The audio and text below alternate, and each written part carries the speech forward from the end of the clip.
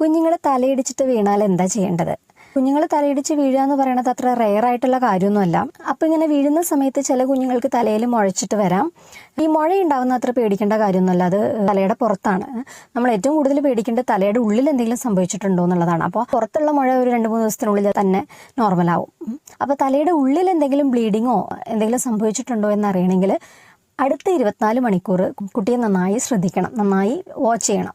കുട്ടിയുടെ ആക്ടിവിറ്റി തന്നെയാണ് ഏറ്റവും പ്രധാനം. കുഞ്ഞ് നന്നായി കളിക്കുന്നുണ്ട്, ക്ഷീണമില്ല, ഫീഡ് ചെയ്യുന്നുണ്ട് എന്നൊക്കെ ഉണ്ടെങ്കിൽ കുഴപ്പമില്ല. പക്ഷെ കുട്ടിയുടെ ആക്ടിവിറ്റി അത്ര പോരാ, അബ്നോർമലായിട്ട് ബിഹേവ് ചെയ്യുന്നുണ്ട്, അതുപോലെ നിർത്താതെ ഛർദ്ദിക്കുന്നുണ്ട്. നോർമലി വീഴുന്ന സമയത്ത് കുട്ടികൾ 1-2 തവണ വോമിറ്റ് ചെയ്യും, അത് നോർമലാണ്. പക്ഷെ നിർത്താതെയുള്ള ഛർദ്ദി 6 പ്രാവശ്യത്തിൽ കൂടുതൽ ഛർദ്ദിച്ചുകൊണ്ടിരിക്കുക, അതുപോലെ ചെവിയിൽ നിന്നും മൂക്കിൽ നിന്നും ബ്ലീഡിങ് വരിക, അപസ്മാരം പോലെ കാണിക്കുക എന്നൊക്കെ ഉണ്ടെങ്കിൽ ഉടൻ തന്നെ ഡോക്ടറെ കാണിക്കണം. ബ്രെയിൻ്റെ CT സ്കാൻ എടുത്ത് നോക്കേണ്ടി വരും, തലയുടെ ഉള്ളിൽ എന്തെങ്കിലും ബ്ലീഡിങ് ഉണ്ടോ എന്നൊക്കെ ഉള്ളത്.